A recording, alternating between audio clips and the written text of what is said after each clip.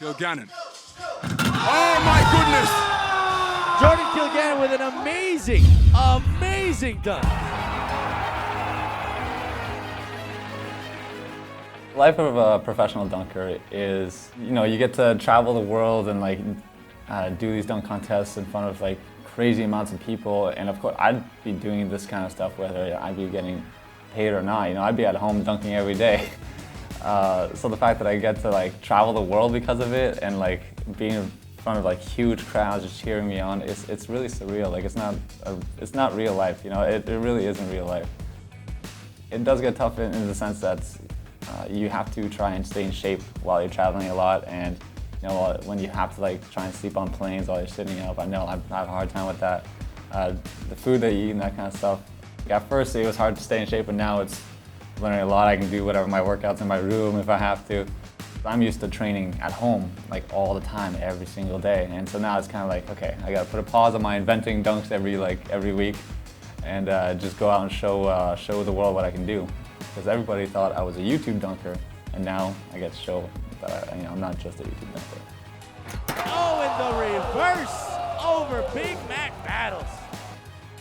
I wasn't good in a dunk contest before. I didn't know how to be a showman, how to be an entertainer. I just did my dunks and I finished it. And I was like, I've done this 100 times. I'm not, so I didn't act impressed. So now I had to learn the art of dunk contests. So not just inventing dunks, but dunk contests is its own skill in its own. Not the dunks itself in the contest, but the way you are before and after, which is really interesting. But I mean, I've been making it a thing that every dunk contest I do at least, or a dunk show, I do at least one new dunk that I haven't done yet. Even if it's the simplest thing, I do one of them, like this, or I finish it with one arm behind my back, or doing it out the hand next time. I've been doing at least one new dunk every single contest.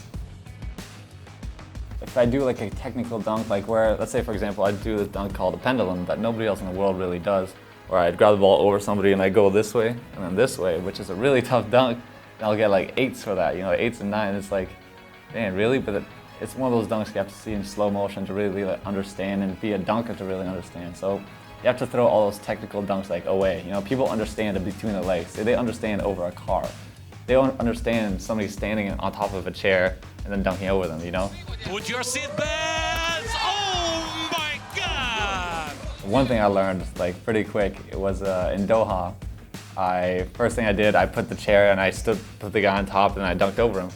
When it's come on, you gotta be a showman, right? You gotta stand the guy there, have him hold the ball, and then run at him like you're about to jump over him. Wait, no. Then pull out the chair, and then put it there, and people are oh my God, now he's standing on the chair, So you have to, and then after you do a dunk, you have to act you're super impressed with what you just did.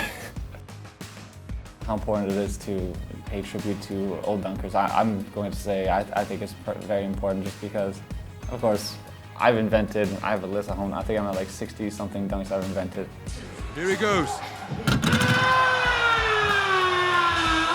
Evoking memories of Karl Malone, the mailman.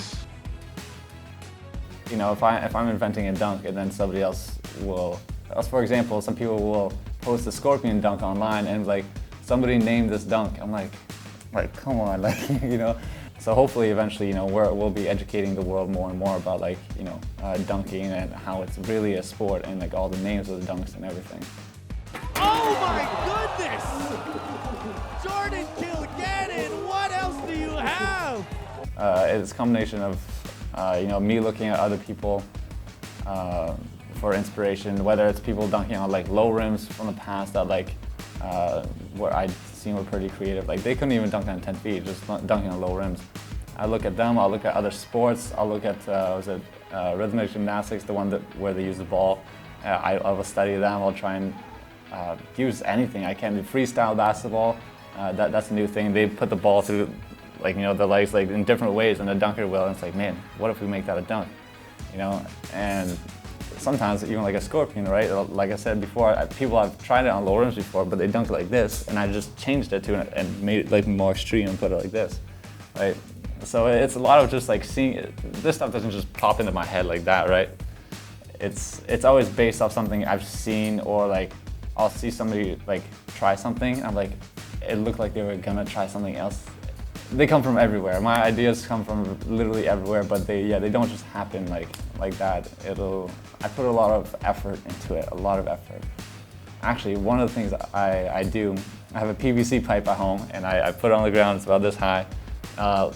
What I used to do at first, I grabbed a bunch of grocery plastic bags and like wrapped them together, made like a ball, and I'll put it on top, and I'll walk over it and like try to walk over it different ways to see if like I accidentally come up with like a new way to like, because I'm pretending that's a person, right, with the ball over their head like that. So then I'll accidentally come up with like, oh man, what if I do this? What if I do this? Because it's easier to think of new ideas when you're going through the motions slowly, right? And you're like observing it. Okay, well, I'm over it. What if I do this?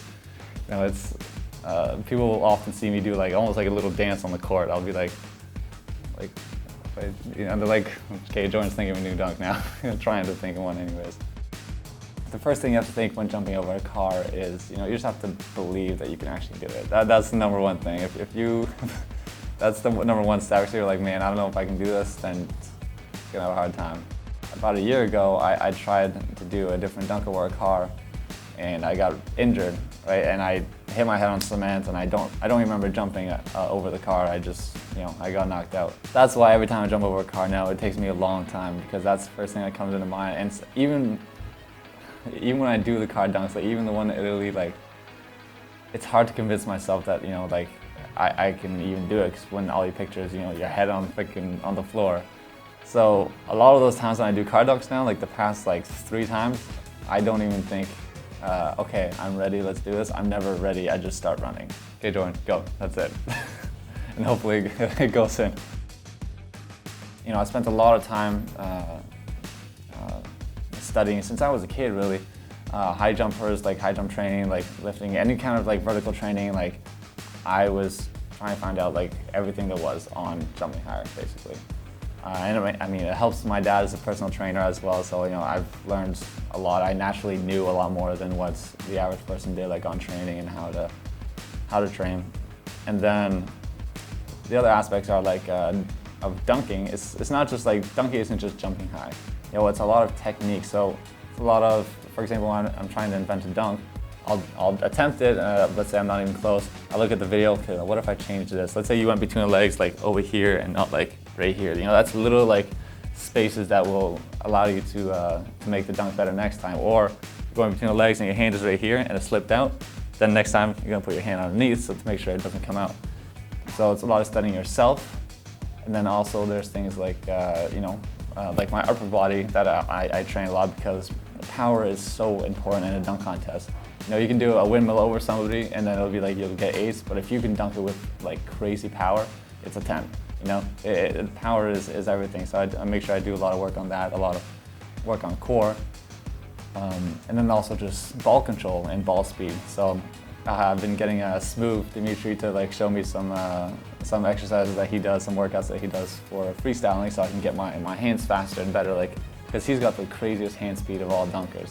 So if I can get my hands like him, it'll be really dangerous. Yeah, one thing growing up,